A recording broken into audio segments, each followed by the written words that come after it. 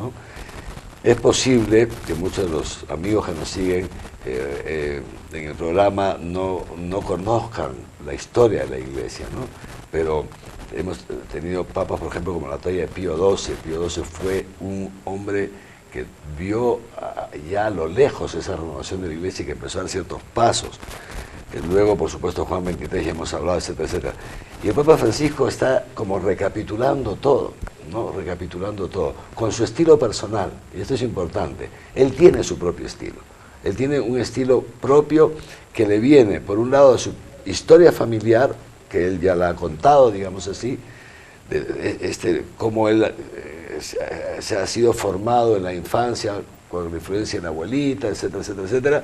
Por un lado, por otro lado, evidentemente su formación jesuita, de la época en la que él recibió la formación, eso es muy claro, ¿no? Que no es exactamente igual a la de hoy día, porque los tiempos cambian. Está muy clara la formación jesuita de su época y también el ser latinoamericano, o sea, y con sangre italiana, ¿no? Entonces se mezclan una serie de elementos que nos dan a este hombre que es impredecible, ¿no? Pero que al mismo tiempo no es digamos así, con el respeto que se merece, no tiene un pelo de tonto. El Papa está dando unos pasos muy concretos, quiere poner a la luz de la opinión pública que aquello que se comenzó ya, digamos, está llegando a su culminación, porque, por ejemplo, lo del Banco del Vaticano. El Banco del Vaticano, ¿quién comenzó la pulizia, se dice en italiano, la limpieza, la investigación de si algo mal estaba pasando porque ya algo olía? Benedicto XVI, él lo comenzó, ¿no es cierto? ¿Quién comenzó, digamos, las investigaciones y la mano dura contra los sacerdotes que han caído en el delito de la pederastia? Juan Pablo II con el cardenal Ratzinger. Luego entra el cardenal Ratzinger como Benedicto XVI y declara ya tolerancia cero, bastante, ¿no? Ahora viene este Papa y va adelante y dice, bueno, aparte de la tolerancia cero y de las penas canónicas que corresponden, ahora aquí en el Estado del Vaticano y en la Santa Sede, los que cometan estos delitos, vamos a recrudecer incluso las penas, ¿no es así?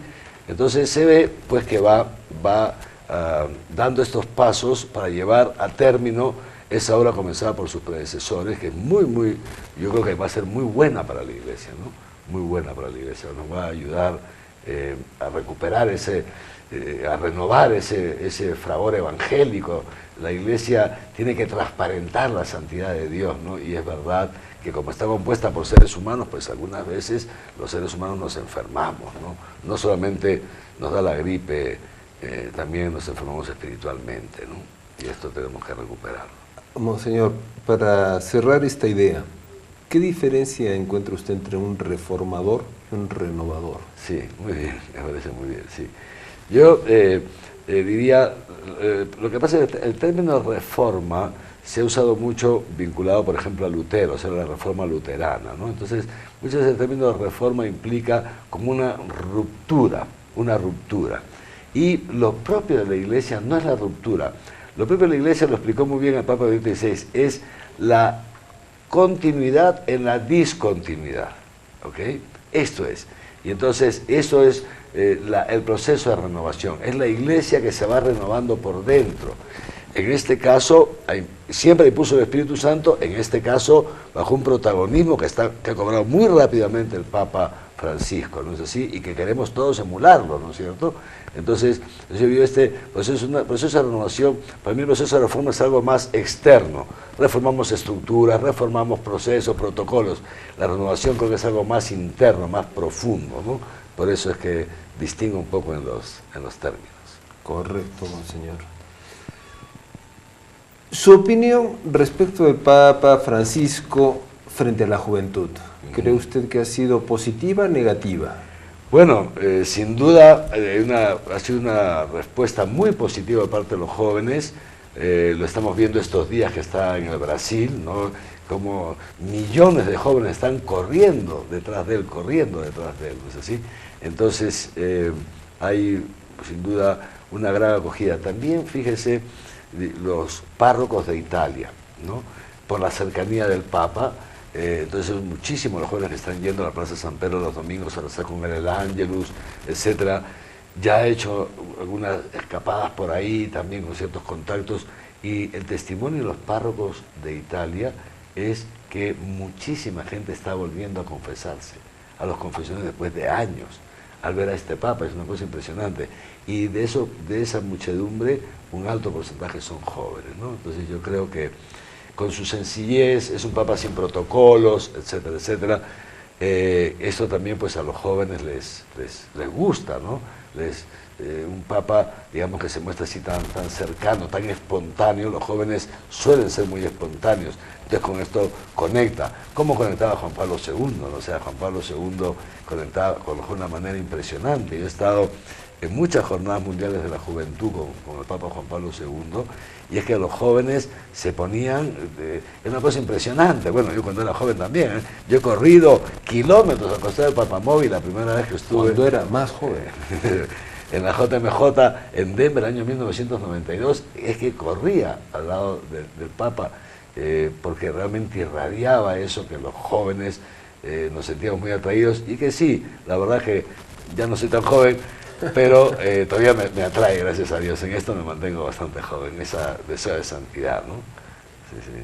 Y hablando de juventudes, tenemos que refrenar nuestro ímpetu, monseñor, porque tenemos que ir a un corte comercial. Y con ustedes, amigos televidentes, no se vayan, que esto sigue. Permiso.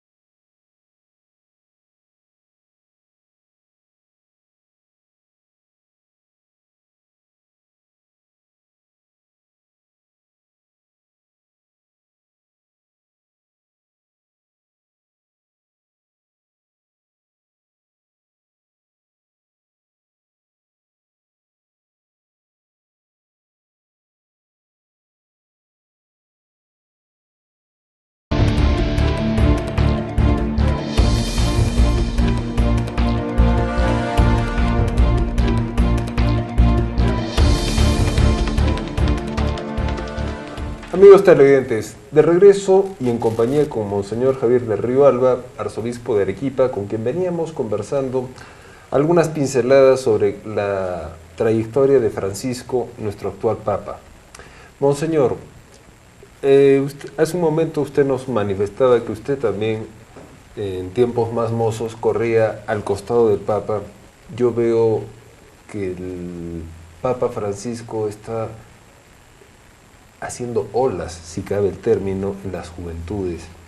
Ahora, hace un momento usted hizo alusión a que el Brasil, ¿no?, está recibiendo al Papa. Es un Papa sudamericano. Brasil es la quinta economía del mundo y está en Sudamérica. ¿Cómo enfoca, cómo ve usted la presencia del Papa para Sudamérica, que es donde vivimos nosotros? Y donde vivimos la mayoría de los católicos del mundo, ¿no? O sea, el continente que tiene la mayor población en porcentaje católica, a nivel porcentual de toda la Iglesia Católica, somos nosotros. Por eso se nos llamó también el continente de la esperanza, ¿no es así? Y yo creo que ha sido providencial que el Papa Francisco inicie su pontificado prácticamente pocos meses antes, como ha sido, y inicie su pontificado, su primer viaje, que ha sido el otro día a Lampedusa, un viaje muy corto, pero su primer viaje intercontinental, venir a Brasil, o sea, venir a América Latina, ¿no? Yo creo que esa presencia del Papa Francisco va a despertar mucho a la Iglesia en Brasil, a la Iglesia en toda América Latina y sobre todo a la juventud. Va a lograr que muchos jóvenes recapaciten sobre el modo que están llevando su vida, etcétera, porque también es verdad que nuestros jóvenes están muchas veces muy bombardeados por distintas ofertas de aparente felicidad, ¿no? Y claro, todavía no tiene suficiente experiencia como para saber discernir el bien y el mal, y entonces muchas veces cae presa de las idolatrías de este mundo que los terminan destruyendo.